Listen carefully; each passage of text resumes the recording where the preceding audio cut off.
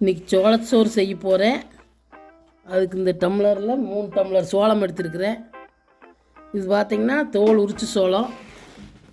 தோலோடு இருக்கிறது இருந்தால் இது மிக்சியில் ஓட்டு 2 அடி அடித்து கொஞ்சம் தண்ணி ஊற்றி புடச்சிக்குங்க தவிட்டை. இது தவிடு எடுத்து சோளம். அதனால் இது 4 டைம் களைஞ்சிட்டு மிக்சியில் ஒன்றும் பாதியமாக அரைச்சிக்கலாம். அரைச்சிட்டு சோளச்சோறு செய்கிறது எப்படின்னு காமிக்கிறேன். பார்த்திங்கன்னா 2-3 டைம் இப்படி சுத்தமாக களைஞ்சிக்குங்க. இதை தூசு தவிடு அதெல்லாம் இருக்குது சோளத்தில்.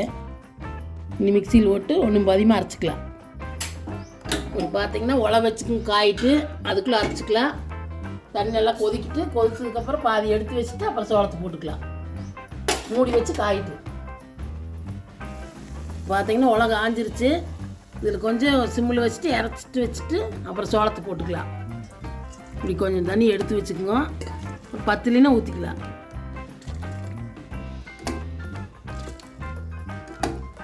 இப்படி ஒரு 1/2 லிட்டர் தண்ணி எடுத்து வச்சுருங்க.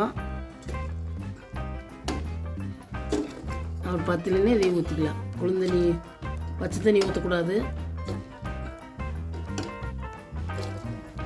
சுடு தண்ணி தான் ஊற்றணும். இவ்வளோ எடுத்து வச்சுட்டு நீ போட்டுக்கலாம்.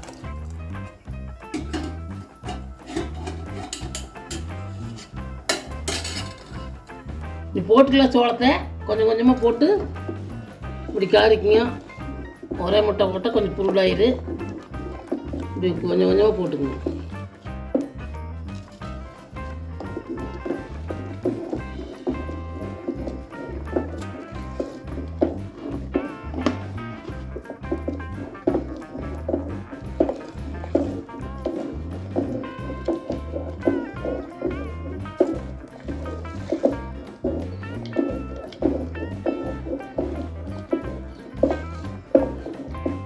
இப்படி எல்லாம் போட்டு கிளறிக்குங்க. கொஞ்சம் கொஞ்சமாக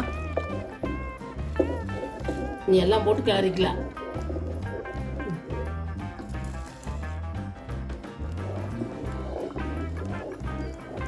பார்த்தீங்கன்னா எல்லா சோளம் போட்டாச்சு. இப்படி நல்லா கிளறிக்குங்க வேக வரைக்கும். வெந்ததுக்கப்புறம் நசுக்கி பார்த்தா வேவலினா கொஞ்சம் தண்ணி சேர்த்துக்கலாம். நல்லா வேவிட்டு பார்த்தீங்கன்னா இந்த அளவுக்கு சோளச்சோறு ஆயிடுச்சு. இப்படி பார்த்தீங்கன்னா ஒரு சோளத்தை எடுத்து நசுக்கி பாருங்க. நசுக்கி பார்த்தீங்கன்னா நசுக்கு ஊற்றிங்கன்னா தண்ணி ஊற்ற வேண்டியது இல்லை, சரியாக போயிடு.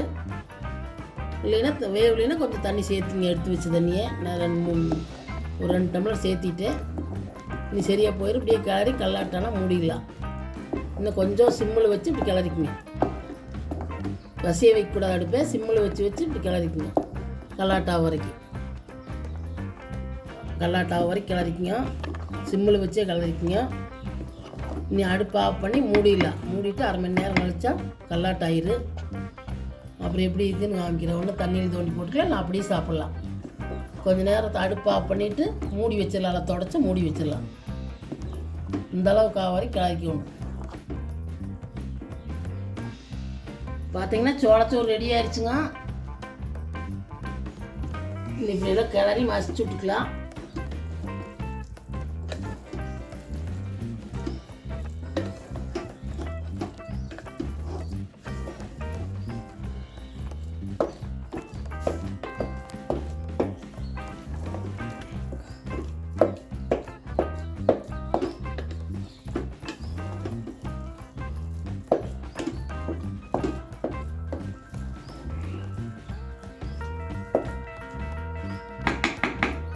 வச்சுட்டு பார்த்தீங்கன்னா இப்படியே போட்டு நீங்கள் எந்த சாம்பார் வேணாலும் வச்சு சாப்பிட்லாம்.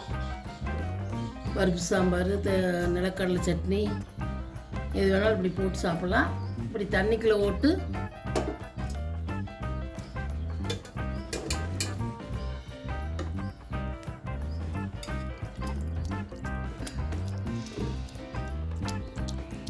இப்படி உருண்டை பண்ணி போட்டிங்கன்னா இது நல்லா பழைய சோறு ஆக்கி நாளைக்கு கரைச்சிக்கு தயிர் ஊற்றி கரைச்சி கொடுத்தா சூப்பராக இருக்குது. இதனால் சத்தானது வெள்ளைச்சோளம். நீங்களும் செஞ்சு சாப்பிடுங்க. இப்படியே வச்சு சாப்பிட்னா அப்படியே சாப்பிடுங்க.